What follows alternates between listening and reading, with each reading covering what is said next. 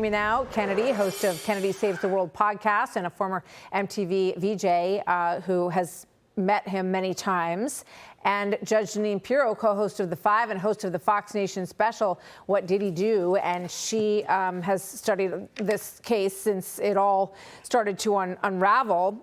Judge, let me start with you. Your reaction to these charges, and do they line up with what you covered? Yeah, the charges clearly line up with what we covered in that Fox Nation special. What you have is Sean Diddy Combs, who's running a criminal enterprise out of his own business, using employees and security from his business, which kind of accounts for the racketeering.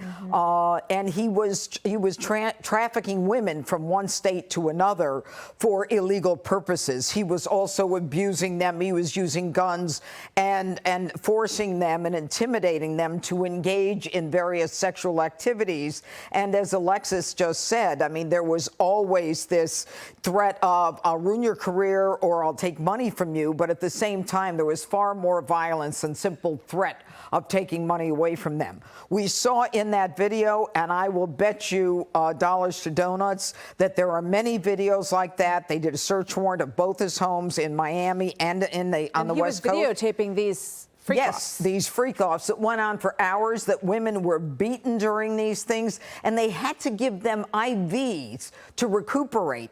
And they would have literally 1,000 bottles of lubricants so that they could use them during these videotaped freak-offs. I mean, this is the kind of case where you can rest assured that when the United States Attorney says, we want more victims to come forward, that they're going to get them.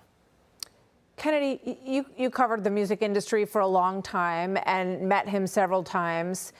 You know, if these allegations are true, what created this monster?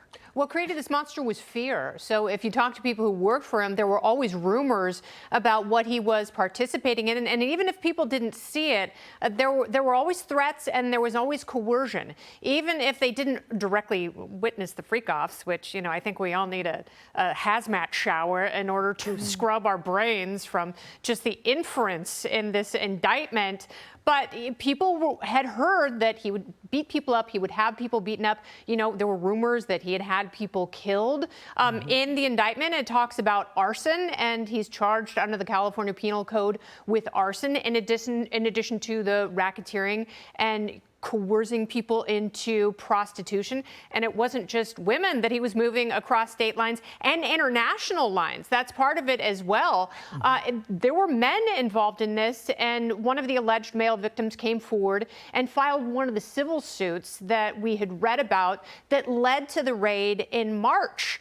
And so what federal investigators did from multiple law enforcement agencies was they went to his homes in Los Angeles and Miami, and they combed through everything. And, you know, they found, according to the indictment, much more evidence about the kind of thing that was alleged in these civil suits that did, when they put it all together, and they really took their time since March. You know, it's been 6 months since that dramatic raid in those two homes. They put it together into a document that is incendiary, but it also makes you wonder, how did someone escalate to those heights after being lauded as an incredible entrepreneur and self-made businessman who really etched out his part of the music industry to the point where he was seen as an untouchable legend? So how did someone like that, you know, who was on par with Dr. Dre and Jay-Z, how was he operating in this way and being so sexually violent with people and threatening to kill them and ruin their lives and ruin their careers? He's getting away with it, and then escalating it more. Yeah. And it's some sort of, you know, power trip, and maybe business isn't going the way he wants it to be going. And these kinds, I'm not a psychologist, but I look forward to hearing people break this down psychologically. Just one, go ahead, Jeanine. You know, those people who signed NDAs, non-disclosures with him, in the way to resolve those civil suits, they have no application. When they are subpoenaed to testify for a grand jury, they are going to testify. And Sean Diddy Combs started with low-level crimes and then continued to the point where there are claims that there are homicides involved here. And make no mistake, he faces life. And based upon this indictment, I believe that he will probably get life. Yeah, and Judge, we're going to go to this live, but he's a flight risk, to be sure. The word was that he thought he was going to be able to show up today, and then they arrested him last night quickly on that. Right. Well, because they realize he's a flight lift. He's at risk. He has all kinds of advantages. He can move in a minute. Yeah. Almost got to the Bahamas on March 25th. Thank you so much, Kennedy and Judge Jeanine Pirro. Hey, Sean Hannity here. Hey, click here to subscribe to Fox News YouTube page and catch our hottest interviews and most compelling analysis. You will not get it anywhere else.